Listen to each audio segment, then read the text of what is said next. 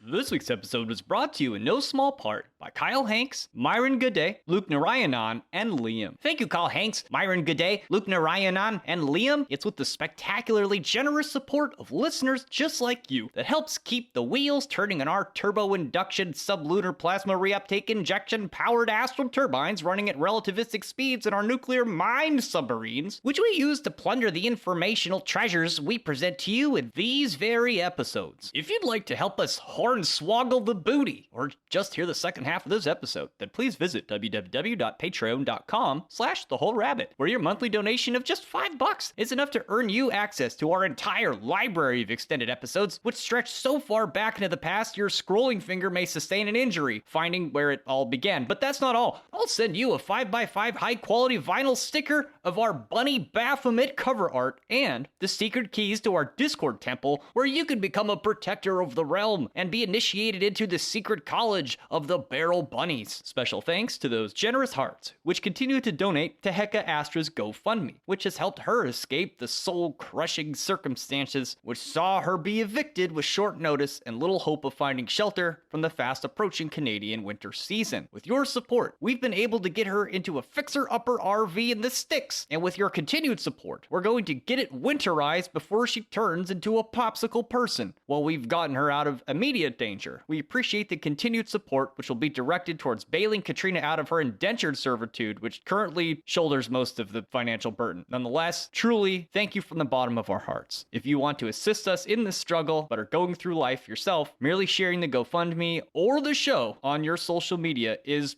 proving to be a huge help. The link is available in the show description. On this week's episode, we're discussing the ancient origins which inform our collective cultural superstition of Friday the 13th. We talk about some of the bad things which have happened, if an unlucky day can be measured statistically, and the mysteriously connected stories from both Norse mythology and the Bible, which strongly inform our belief in Friday the 13th's dreaded unluckiness. We also begin to tell the tale of how Friday the 13th has strong roots in the history of the Knights Templar, and address a huge piece of the puzzle that I've never heard outside of my own research. In the extended version of the episode, we continue with the history of the Knights Templar and dive right into what exactly made them such an unprecedented force on the world stage. We talk about what made them exceptional among other knights and members of the church, before finally digging into the shocking details of the heresies and secret initiatory rituals, which were accused of the Templars during their spectacular downfall. In the end, we discuss their continued legacy, how it relates to Friday the 13th, and take a rare deep dive on the esoteric truths contained in the symbol of the Baphomet. Thank you, and enjoy the show.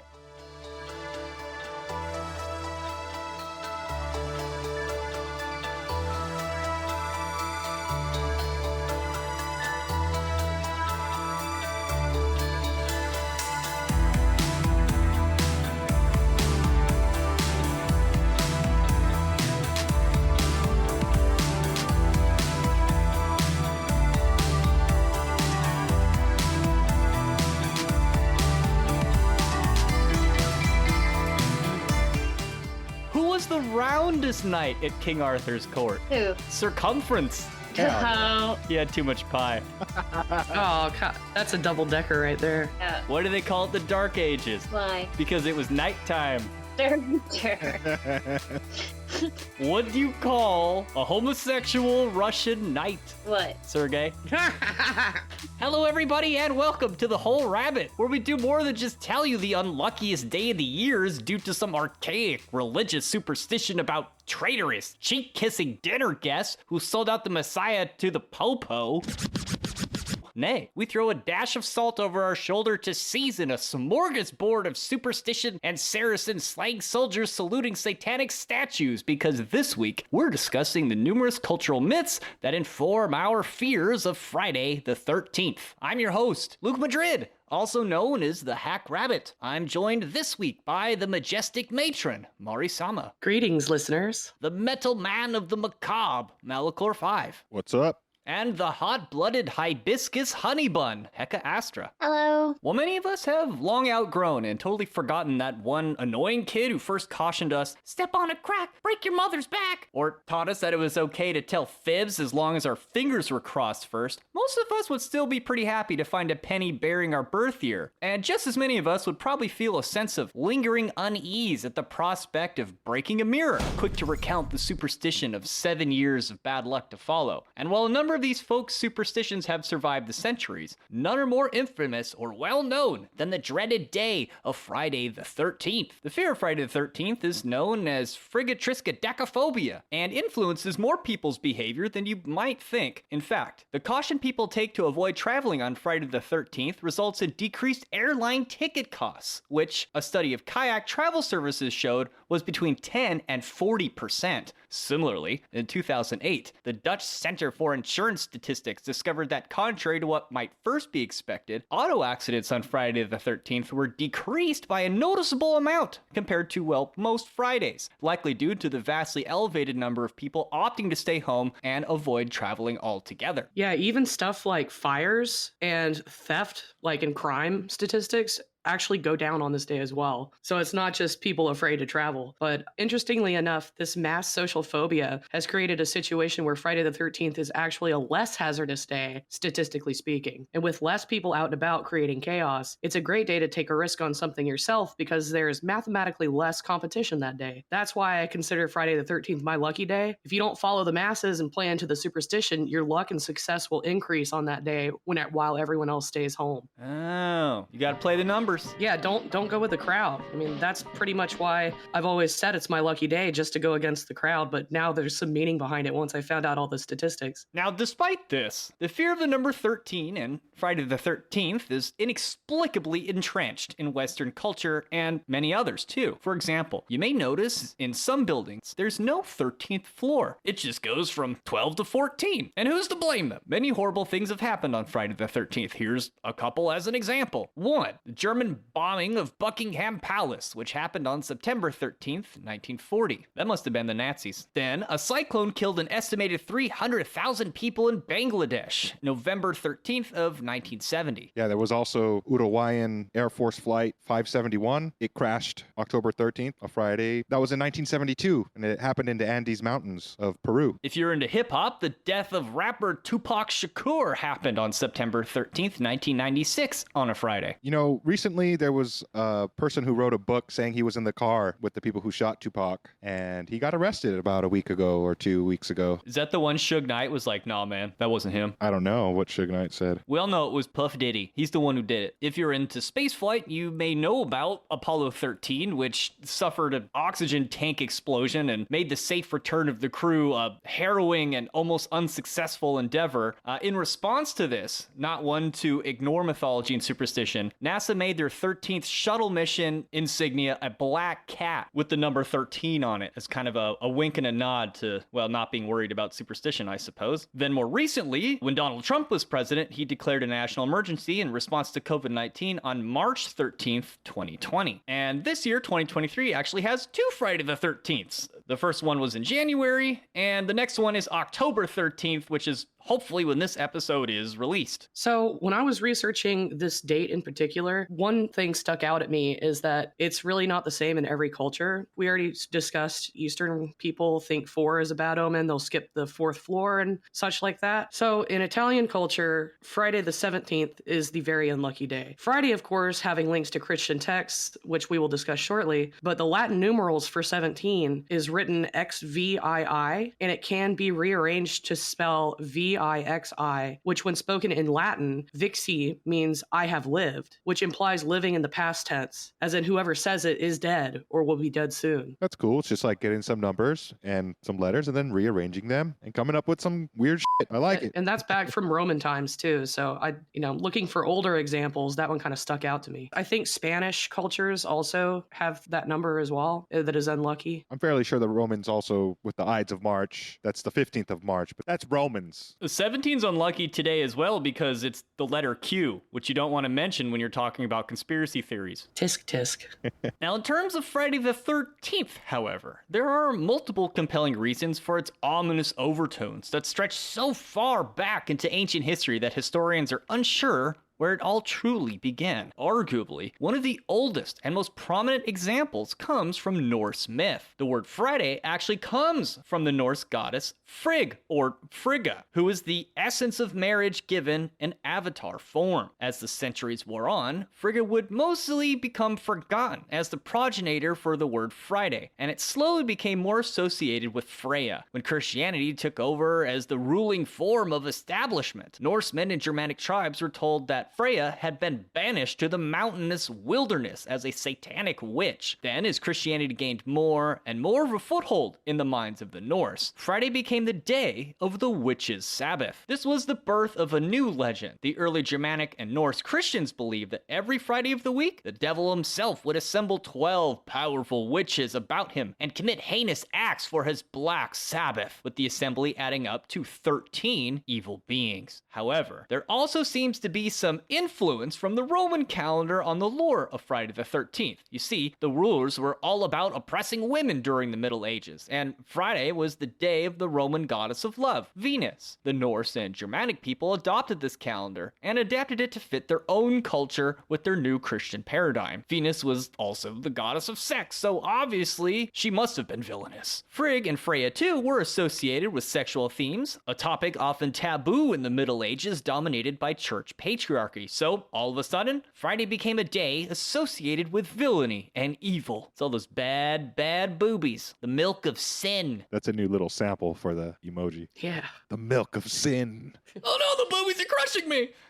This fear of the feminine and Friday, coming from Germanic and Norse cultures, could have also played a prominent part in the fear of the number 13 itself. You see, tales of Frigg, regularly joining a coven of 12 witches, making the total number 13, were allegedly spread by the Christian church itself, but eventually absorbed into the common folklore of everyday people. Christian legend from the Middle Ages commonly thought 13 to be an unholy number, signifying the gathering of malevolent forces seeking to do the human race harm. Now, this may have got some extra mileage, because as the Catholic Church belched out their propaganda about 13, it synced up with Norse and Germanic culture's idea of the number 13, because, according to their mythology, it's a number associated with plunging the entire world into a state of absolute darkness. But how so? Well, according to Viking myth, 12 of the most powerful gods in the Norse pantheon were assembled in the realm of Odin, or Valhalla, to feast and enjoy a bountiful fellowship worthy of its divine status. At first, all was merry and well, with all the prominent gods enjoying themselves greatly in the heavenly realm of the All-Father. All but one. Loki, the god of cunning and trickery, found that he did not receive an invitation. Loki was often the companion of Odin, the highest and most reverence-inducing of deities in the Norse pantheon. So the reason for this absence was pretty serious, and it did stand out. In the poem, Lokasenna, Loki is depicted as flitting with the other gods over this dinner party. If you don't know what flitting means, it means counter-boasting, like a contest of exchanging insults between two groups that are often depicted in verse or rhymes. Odin was well known for only speaking in rhymes. So if you were wondering, yes, the Norse gods were the original rappers, and this was in fact a rap battle. That's why Eminem being white makes sense. Can I say that? Yes. Now, while it's all going down inside, Loki walks up to where the assembly is happening and discovers Elder outside the hall guarding the entrance, like a bouncer. He asks what the gods are talking about, and Elder says they're talking about the prowess and power they possess, both in war and out. Loki asks if they had anything good to say about Loki, to which Elder says nobody had anything nice to say about Loki, and further still, Loki is not invited. Loki, offended by his response, says that before the end of the gathering, he will inject discord among the gods and mix their mead with malice. Loki then moves past Elder and enters the feast uninvited. When he entered, the number of gods in the room went from 12 to 13. The chatting gods all fell silent when they noticed who had joined their fellowship. It was Loki first who broke the silence, saying that thirsty he had come and he wanted to drink of the famous mead. Calling the gods arrogant, Loki asks why they cannot speak and demands that they assign him a seat and a place at the feast, or they might as well at least tell him to leave, which would of course make the situation very uncomfortable. But we've all been there. At this point, the skaldic god Bragi responds to Loki by caustically telling him that Loki would not have a seat or a place assigned to him, and that after all, the gods knew who they should invite, and it was not him. In response, Loki said absolutely nothing, but directed his attention to Odin, stating, "Do you remember, Odin, when in bygone days we mixed our blood together? You said you would never drink ale unless it was brought to both of us." Yeah, Odin's not being a bro right now. No, he's not. Odin then turns to his son, Vidar, and tells him to stand up and give Loki his seat so that he may join the gathering. But Loki does not drink right away. Instead, he declares a toast to the glory of all the gods, except he specifically leaves out Bragi from the toast, and the god of poetry is greatly insulted by this jest. Bragi responds by offering Loki a sword, horse, and valuable ring from his own possessions as long as he does not repay the gods with hatred. Loki responds by declaring Bragi will always be short of loot and spoils, so he will not have to share any with Loki because Bragi is, quote, wary of war and shy of shooting. PP soft energy.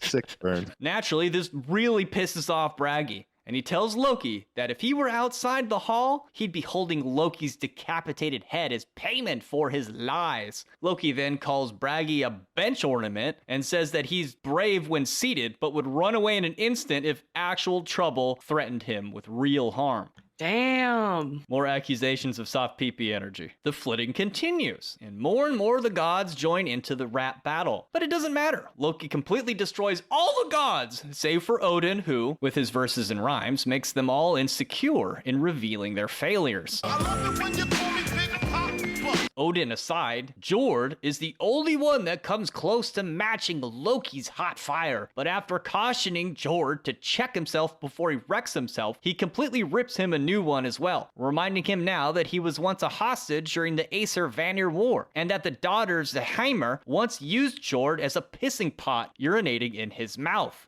Dang. To which the other gods say nothing, quietly admitting that this is true, apparently. So Jord also got wrecked. Maybe he was just into that, you know? Like, who are we to judge? Embarrassing kink. No kink shaming, Loki. Loki then leans in further and talks about Freyr, Jord's son, and how he's probably going to turn out worse than his piss-drinking father. But Tyr, the god of war, interjects and defends Freyr. Loki then tells Tyr to shut up, because it was Loki's son, the great wolf Fenrir, who bit off Tyr's hand. And that's why he's stubby. Tyr responds by saying, yeah, he lost a hand, but Loki lost a wolf. And the situation only brought trouble to them both. But Loki tells Tyr to be silent, firing back that he impregnated Tyr's wife. That's why I fucked your bitch, you fat motherfucker. West Side. And that one of his sons is actually Loki's, which also no one in the room denies. So when it's all said and done, Loki annihilates any who try to diss him, instilling malice and conflict among the gods as a consequence. Eventually, Thor takes him away, but the deed is done, and discord is spreading among the pantheon. As tale would have it, Thor is pretty pissed too. Loki has done his last evil deed, shouted Thor the Thunderer as he lifted his mighty hammer. Come, my brothers, Thor fired. We have wept long enough. Now it is time to punish. They all put on their BDSM gear. However, before Loki is entirely out the door, he lets one last burn fly. Ale you brood, Aegir, and you will never again hold a feast. All your possessions which are here inside, may flame play over them, and may your back be burnt. A slice of bacon off that back. Moral of the story, don't purposefully not invite the god of cunning and trickery to a party while inviting all the other famous prominent gods. Also, don't have rap battles with Loki. He knows all your dirty laundry. I think Loki is Dylon. 5 greatest rappers of all time. Loki, Loki, Loki, Loki, and Loki. I spit on fire! Now, this sounds remarkably like how the first war among men, the Trojan War, was actually initiated by Aristus' Discordia, who was snubbed and left uninvited to the party of the gods on Mount Olympus. As any Discordian will gladly tell you, Eris sent the dinner party a golden apple with Callisti emblazoned upon it, a phrase meaning for the fairest, which immediately caused Hera, Aphrodite, and Athena to fight over its rightful owner, enlisting the unlucky Paris to judge and settle the matter. As the myth goes, they each offered him a bribe corresponding to the boon most fitting of each goddess. Hera offered worldly power, basically big armies and stuff. Athena offered wisdom, along with knowledge of how to fight. And Aphrodite offered the most beautiful woman in the world. Paris, being a hot-blooded male mortal that he was, chose Aphrodite's offer, which got Helen of Troy kidnapped, commencing the entire conflict of the Trojan War, a most devastating outcome. The moral of the story? Don't snub Eris. Every dinner party needs a little chaos, and it's better if you invite it willingly. If anything, the rap battle sounds like it made Odin's dinner party quite a bit more entertaining than it was going to be anyway. Hail Eris. Hail Eris, Discordia! Is there any more with this Loki story? Well, it does go a bit deeper. So, this party that was going on, it was actually a party in the memory of Baldr, the god of joy and happiness. Baldr was immortal even to other immortals, to the point that even the gods cannot harm him, and he was beloved by all, mortals and gods alike. He was basically the Wayne Brady of the Norse pantheon. Now, before crashing the party, Loki arranged for the god of darkness, Hod, to accidentally shoot Baldr with a mistletoe arrow. This was Baldr's only weakness. The death of Baldr sends Midgard and Valhalla into darkness, with all living beings consumed in overwhelming lament and sorrow. Good job, Loki. Well, technically, Hod did it. He did. I think it's interesting to note that modern religious scholars, when they try to make a connection between the Norse god Baldr and Jesus, you find a lot of correlations. And if you take that same treatment to Loki, you can say it's like the devil or Satan. And I just wanted to bring that up here, is that a little bit of conflict of interest with the gods, right? Like they all have their roles. Baldr's the cool guy. Loki's not. It's the same thing in Christianity. You know, the motif of the uninvited guest reminds me of the serpent in the garden to some extent too. And the serpent in the garden doesn't just come out guns blazing. He uses trickery to throw off the harmony that's already there. Like Wayne Brady in that Dave Chappelle episode. Exactly. You making me think that you gonna snitch. Now, from what we can tell, this tale to the Vikings was a story about loss, where joy and happiness were balanced with the darker aspects of existence. The death of Baldr was symbolic because he embodied beauty and good in the world. Loki entered as the 13th guest to dishonor Baldr's party, and this symbolized that evil had taken permanent root in Norse civilization. It spread throughout Europe and eventually all of Midgard. As such, the party is a metaphor for the inherent nature of evil in the world, which was represented by this 13th guest at the party. Baldr was the most beautiful of gods in all the realms. He was the son of Frigga, queen of the pantheon. Baldr embodied all that is light in the world. He was wise, fair, gentle, and wherever he went, he filled those who were around with a sense of potent happiness. His goodness spread throughout the realms, keeping the shadow in balance. Without question, Baldr was easily the favorite child of his parents and the favorite companion of all the gods. Before his death, Baldr had 3 dreams that troubled him greatly, each one more harrowing than the last. When his 3rd dream came upon him, he dreamed that he was in darkness and in utter loneliness. Out of this darkness, he heard a voice filled with sorrow scream out, "The sun is gone! The spring is gone! Joy is gone! For Baldr the beautiful is dead!" Those who loved him were greatly burdened by these dreams, which were viewed as a prophecy. In response, they discovered a way to make Baldr all but invulnerable. However, there was one weakness concerning mistletoe, which Loki exploited to bring about Baldr's death. Frigga had asked every object in existence to take an oath to never harm Baldr, but skipped talking to mistletoe because, well, how could mistletoe ever be dangerous? But Loki would pay for his crimes not long after, for the darkest hour of the gods approached with the beginning of Ragnarok. The god of cunning and trickery was forcefully removed from the gathering of gods honoring Baldr's memory, and all vowed that he would pay for the crimes he'd enacted upon the realms. Now, it needs to be mentioned, Thor and the other gods did not kill Loki for making evil a permanent aspect of the realms. Odin chose to punish Loki with a fate far worse than death. The Allfather imprisoned Loki in a lightless cave deep in the earth, where he placed the god on sharp stones and bound him there. His bindings cut into his skin and were very painful. Above him hung an extremely venomous snake that dripped excruciating poison onto Loki's face. The god of mischief had been thrown into the world of darkness without Baldr, and it would be the feast in remembrance of Baldr that Loki ruins by becoming the 13th guest. This tale symbolizes the dark fate humanity is destined to endure when incarnated in Midgard, and the ancient Norse Germanic people took 13 guests at a dinner party being a very bad sign of bad luck. Now, if you look up this story online or in some of more recent books, it'll tell you that Baldr actually died at this dinner party, but here in the oldest rendition from the Lokasena, it's apparent that Baldr had already died and the gods are gathering in his honor. So in the original version, Loki shows up at the party celebrating the person that everybody is mourning having killed them himself. Just, pretty brazen. You need people like me so you can point your fucking fingers and say that's the bad guy. And it also explains why all the people at the dinner party are so awkward and upset with him in the first place. I noticed that too when I was researching. There's lots of different versions of this story. I came upon the more updated one where Loki attends the party and then Baldr is killed at the party. But something that struck me as interesting is the reason that the mistletoe killed him was because it was too young to make the oath not to harm the gods. As in, I guess it was newly created and kids can't consent, so you can't get oaths out of them. I don't know.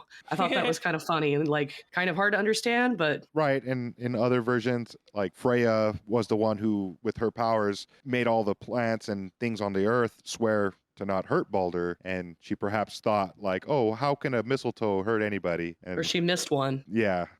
As mentioned earlier, there's been a number of scholars who have realized quite a few elements and motifs which overlap between the myth of Baldr and the myth of Jesus Christ, which, strangely, is another source believed to have influenced the unlucky attribution to the number 13. Yeah, in Christian texts, there were 13 people present, Jesus plus his 12 disciples, at the Last Supper on the evening before Good Friday, the day that Jesus was executed. If that 13th guy never showed up, none of this would have ever happened.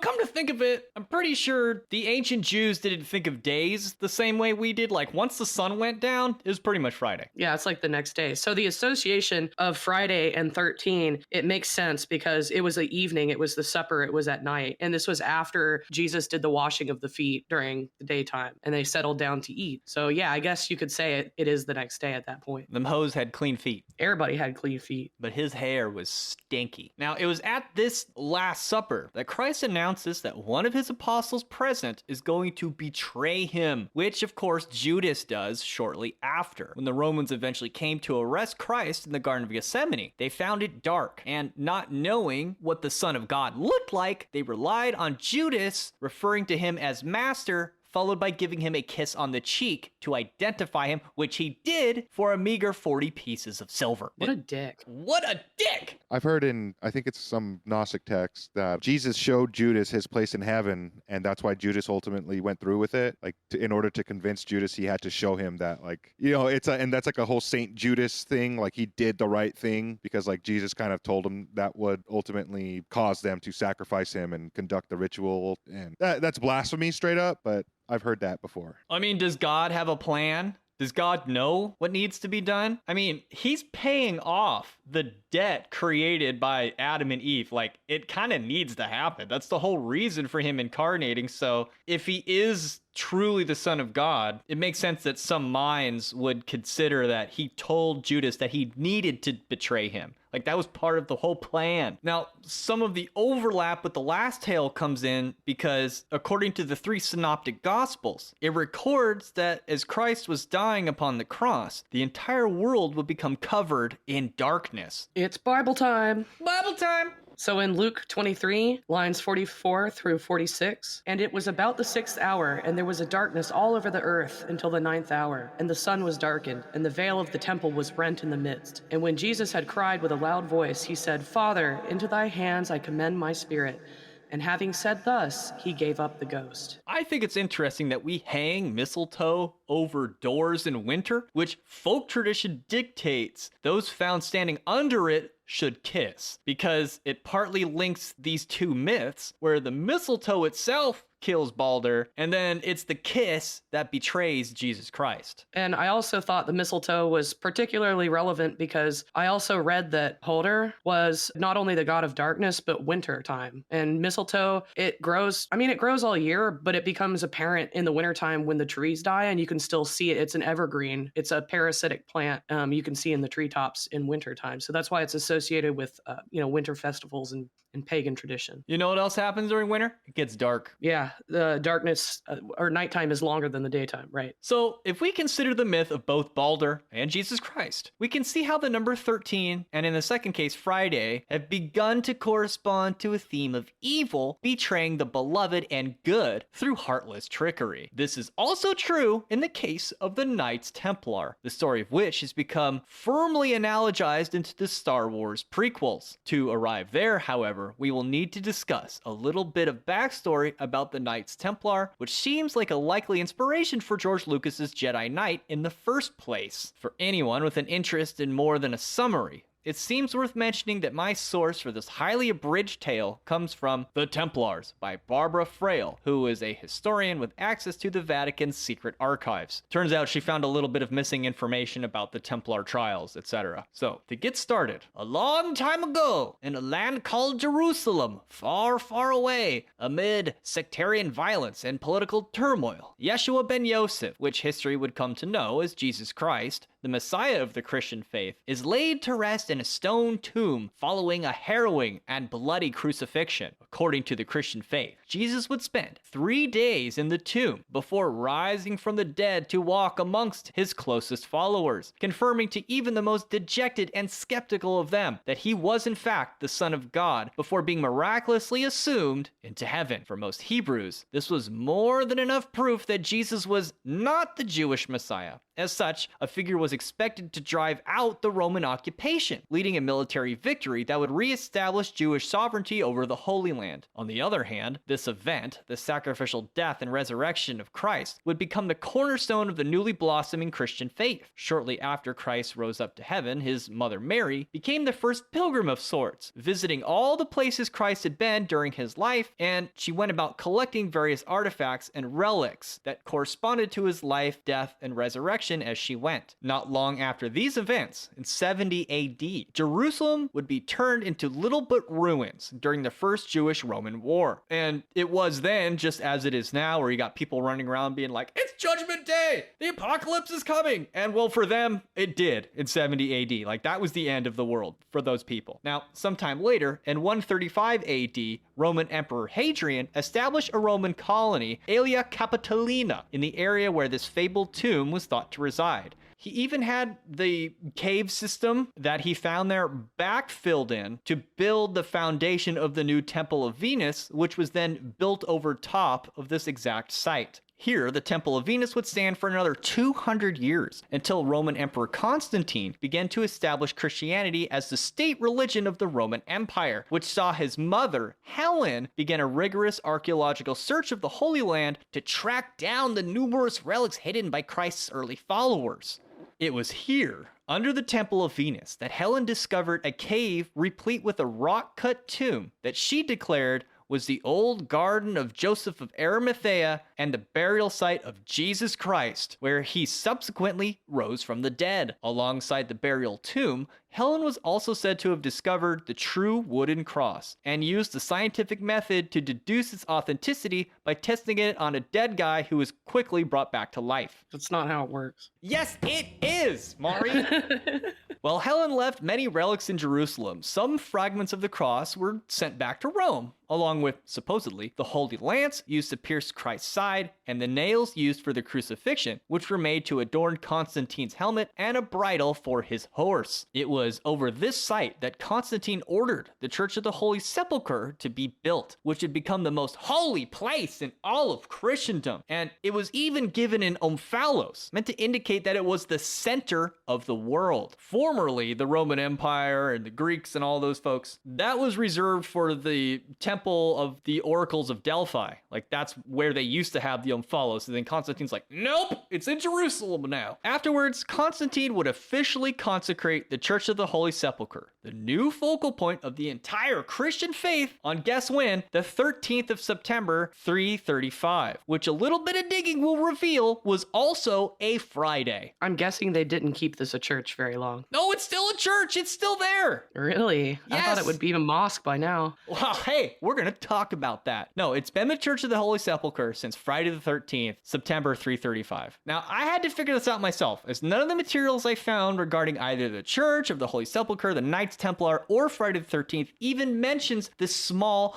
but seemingly important facet of a larger myth and its corresponding superstition. Because after all, as we'll discover, Friday the 13th is pretty important as it's related to the Templars, and the Church of the Holy Sepulchre is pretty important to said Templars. Now, after being consecrated on Friday the 13th, 335, the Church of the Holy Sepulchre, the supposed site of Christ's crucifixion, burial, and resurrection, became the de facto place of pilgrimage for Christians to journey to for over 1,000 years, and as I mentioned, it still persists to this very day. That's amazing. I don't recall learning much about this in my art history class, but we did talk about the Hagia Sophia, which was in Constantinople. But as we all know, now it's Istanbul, and now it's a mosque. So I would assume that's what happened to it. But that's interesting to know it's still there. Well, we still have a little bit of time in the free show to discuss the beginning of the story of the Knights Templar. Now, this Church of the Holy Sepulchre, which used to be a temple to Venus, remained in the Roman sphere of control until about the 7th century, when the entire city was wrested from Byzantine control by the Sassanid Empire under Khosrau II, a Persian king or Shah. It was during this siege in May of 614 that the Church of the Holy Sepulchre was burned to the ground, but it was rebuilt by Emperor Heraclius after recapturing this city all of a decade and a half later. Now, this would only last for 7 years, probably just long enough to rebuild the damn thing. After that, Umar ibn al-Khattab would retake Jerusalem for the Muslim Caliphate in 637, which, despite taxing Christians as foreign infidels, allowed them to continue practicing their religion and preserve the church for their use, passing laws, in fact, to prevent it from being repurposed or damaged. Umar ibn al-Khattab even once went to the church himself to pray, but he pointed his body away from the building while doing so, as to avoid future generations taking this as a sign to build a mosque there instead.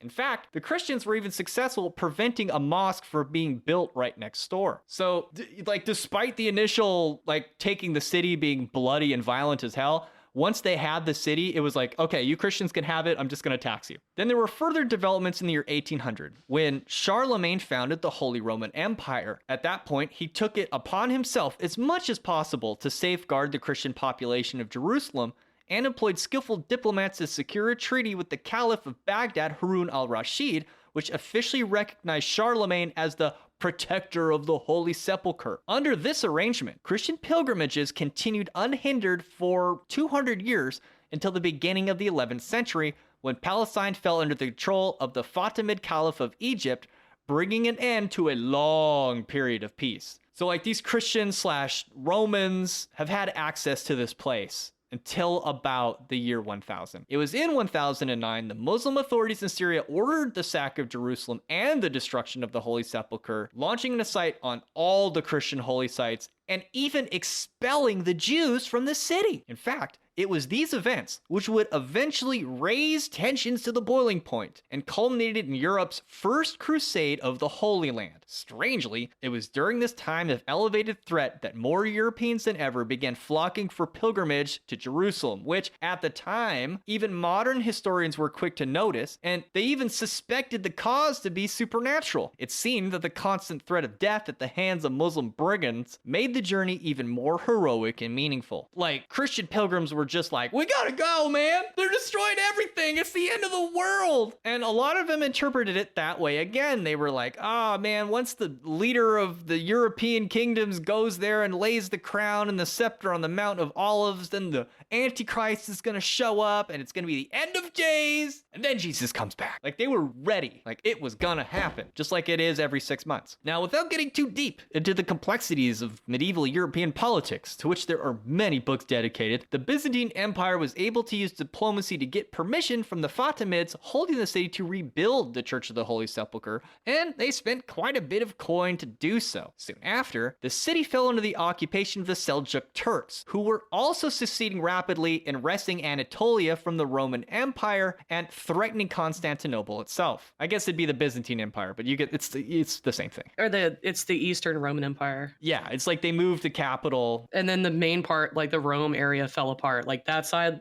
was falling apart as the Byzantine rose up. With Asia Minor falling quickly under control of Turkish invaders, the Byzantine Emperor Alexis Komnenos begged Pope Urban II to help rally forces in hopes to prevent further incursion by the Turks and retake numerous lost territories. This resulted in Pope Urban II's passionate sermon at the Council of Clermont in 1095, urging Christians to take up arms and go on a holy expedition to reclaim Jerusalem, effectively initiating the First Crusade. Well, the exact wording is lost to history. The Pope's speech at the Council of Clermont was decidedly epic and is still used as a meme today. As far as I can tell, Europe at the time was a hellscape of disease and never-ending warfare between various nobles and feudal lords thirsty for power and riches. This proved to be a major headache for the clergy, who labored endlessly to call truces between warring factions, which really never lasted that long. Likewise, this speech at the Council of Clermont was a huge opportunity to rally the nobles and feudal lords against a common foe and bring a much-needed peace to Europe. It worked spectacularly. Pope Urban called for a holy war against the Muslims, promising both spiritual redemption, land, and vast riches to the nobles willing to take up arms and begin a military pilgrimage to the Holy Land, concluding the speech with the goosebump-inducing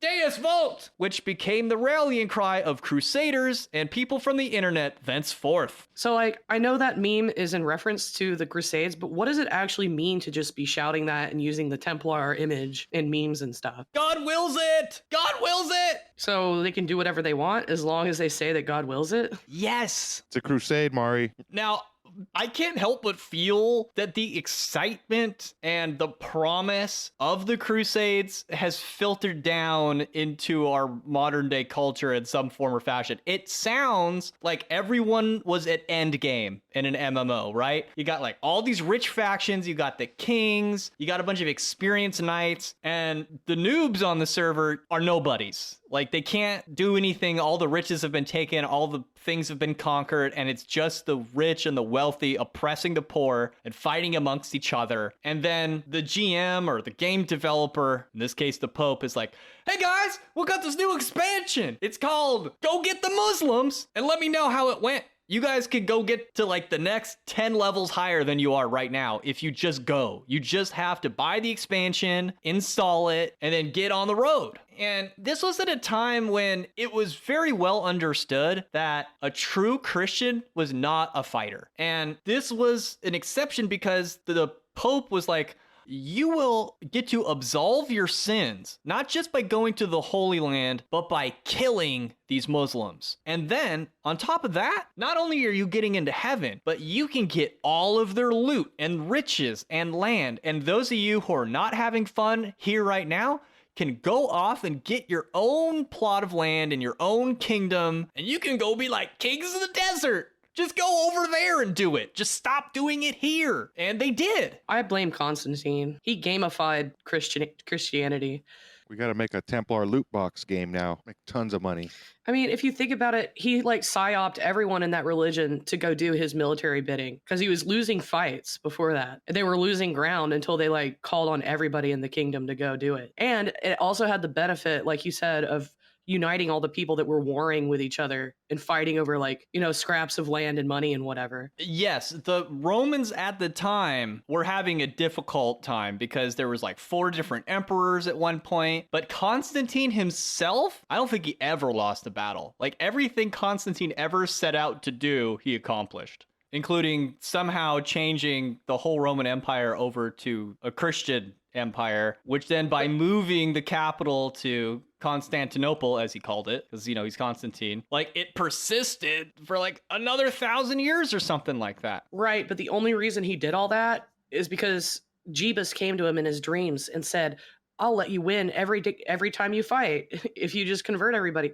Like, it's just, it was all done for military prowess is my whole point. So to me, it makes sense that the Crusades were a thing after Constantine because he was a war hawk. Now, I think it's interesting that the Church of the Holy Sepulchre had to be built over this former temple of Venus. As you may know, Venus has an association also with Friday and the Spear of Destiny, which supposedly was recovered from this location. As time went on, especially amongst these Byzantine emperors, that whoever possessed this lance also held the fate of the world in their hands. Like, the leader of the whole world was whoever possessed this lance, supposedly. So, as we were just discussing, the Pope calls a giant tailgate party in the Holy Land, and all the people with trucks and guns and firewood are like, I'll go! And that's about how organized it seemed. Like, it sounds like they just kind of show up, and whoever has all the dudes at their disposal, like, they get to a tent and talk about how they're going to take this place and take that place. But let's get into it. So as the Pope called for a holy military pilgrimage, those of meager standing, they set off right away. Then the nobles, they took a little bit of extra time to assure that their estate was in order before disembarking. A number of them never actually planned on coming back. Some would have just been happy to die in the Holy Land and be absolved of their sins, because apparently the nobles and the knights had been acting, well, very poorly for quite a long time. And they knew that their constant fighting was against the church. And so finally, this was a moment where they could do the fighting and the killing with the approval of the church. A lot of them rushed right off to do it. In fact, there was a bunch of peasants following this German guy named Peter, and he got everyone so riled up, and then they just like didn't know what to do. Like they weren't even really sure where the Holy Land was. And it seems like the more money and power you had, the better off you were. And the crusade unfolded as a series of expeditions led by these noblemen who made their way to Jerusalem independently, some by land, others by sea, and they sort of just like took castles and areas as they went. At some point, one of them's like, this is my spot. I'm gonna hold on to it now for 5, 10, 100,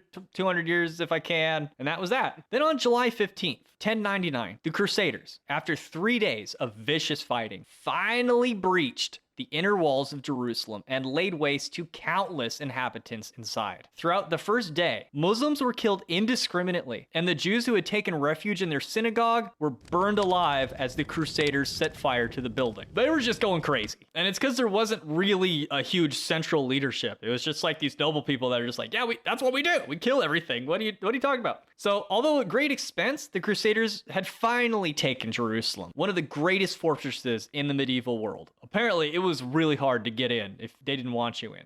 And in its wake, there was a Godfrey de Bouillon, one of the leaders of the crusade, and he would become the first Crusader king of Jerusalem. At first, he famously declined the title of king and opted instead to be known as Advocatus Sancti Sepulchri, or the Defender of the Holy Sepulchre, which is an important title. Less than a year into his reign, however, he contracted an illness and died because he was European. Then, on Christmas Day in 1100, Godfrey was succeeded by his brother Baldwin I, who was crowned king by the Patriarch of Jerusalem, the Patriarch being the highest ranking member of the church hierarchy in the Holy Land. So he's not like the Pope, but he's like the Pope of Jerusalem. Like the bishop of all the churches there. Yeah, he's like the dude. He's really important. And yes, I was making fun of Europeans because their hygiene wasn't exactly up to snuff with the Muslims. And they had a really hard time not getting parasites and dying of any number of illnesses, I guess, which they also had a problem with in Europe. Well, if you're not exposed to the environment, it's easier for you to get sick because it's a novel virus that's not present where you grew up. So you have no immunity stuff. It sounds like it was just ridiculously miserable and dangerous. They also had a hard time because in Europe, the food was able to be grown a bit easier. So they had to get by on like stuff they didn't really like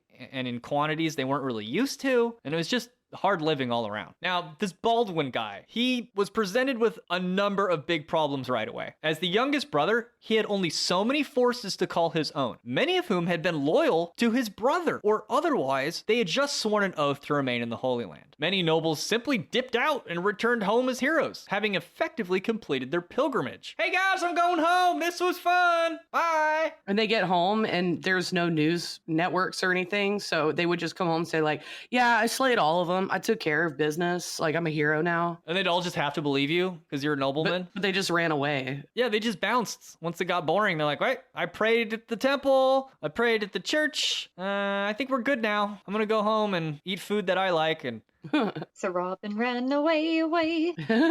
Now, with such few forces, it was going to be difficult protecting basically a small minority, the Christians. And there just were not enough men to really have an effective standing army. This was also a problem for the fledgling neighboring Crusader states of Edessa and Antioch, who were struggling to maintain control of their respective regions, and they were constantly under the threat of Muslim aggressors, which effectively had them surrounded. They weren't all part of the same thing. It's like I said earlier, it's like they're like, well, this is my land, and this is my land, and that's your land, and well, it's ours now, I guess. They didn't have like a strong unity, but they were all European. So they were like these vaguely associated counties. Needless to say, traveling the roads came at great risk of being brutally robbed and murdered. Although receiving some much needed reinforcements, which helped Baldwin keep the travel routes open, it also allowed him to capture more territories. And then after a short while, he begged Christians from Eastern Europe to come and settle, if only to bolster their meager population. Like, he's like, hey, guys, come on, you need to come down here and make babies, because we got nothing. Naturally, controlling the roads was vital to both collect tolls and to keep pilgrims flowing through the region, which arguably was the main reason for having the crusade in the first place. Then on Easter, 1119, 300 pilgrims who had traveled from Jerusalem to the Jordan River were massacred by Saracens, and this sent shockwaves all throughout Europe. Frustratingly, King Baldwin had to beg the kings of Europe to send reinforcements, and he had no official power over them. He also found it unwise to offend them because he desperately needed their support in order to survive. So he's just like dangling on the end of a rope, basically. And they're like surrounded on all sides. They're having a hell of a time managing the situation. Now, in response to this ongoing problem, King Baldwin and the Patriarch of Jerusalem, Germond of Picardy, concluded that they had found a solution with the Brotherhood of Soldiers founded by Hugues de Payens, a French knight and lord of a small fief in Troy. While some historical details are obscure, Hugues de Payens arrived in the Holy Land in the party of Hugh, Count of Champagne,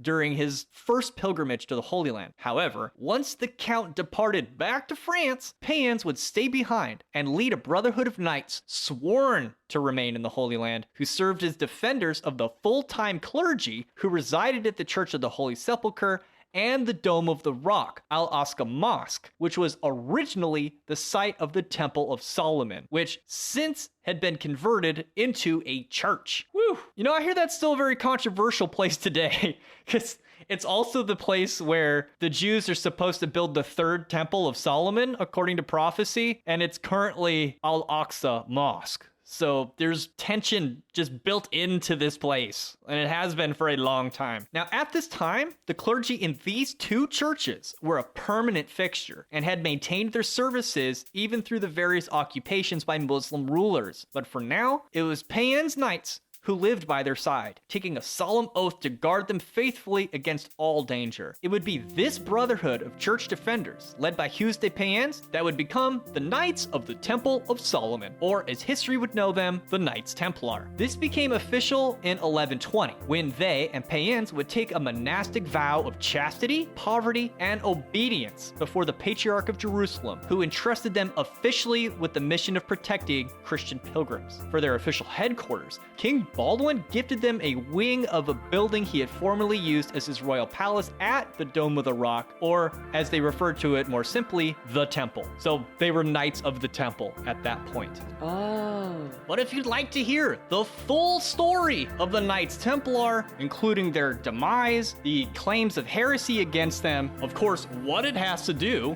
with Friday the 13th, as well as some of the more esoteric aspects of their religion, including a very good deep dive on the Baphomet and even the Jolly Roger and what it really means to be a pirate, please visit www.patreon.com/thewholerabbit, where your monthly donation of just $5 will not only get you this extended episode, it'll get you all of our extended episodes, which can be listened to inside your Spotify app. But not only that, I'll send you a 5x5 high quality vinyl sticker of our Big Bunny Baphomet cover art to put on your Templar altar, and you'll get the secret keys to our secret Discord church, where you can talk to us about whatever heresies and blasphemies you enjoy this Friday the 13th. Thank you, everybody. Eat carrots and shoot lasers. Pew, pew, pew.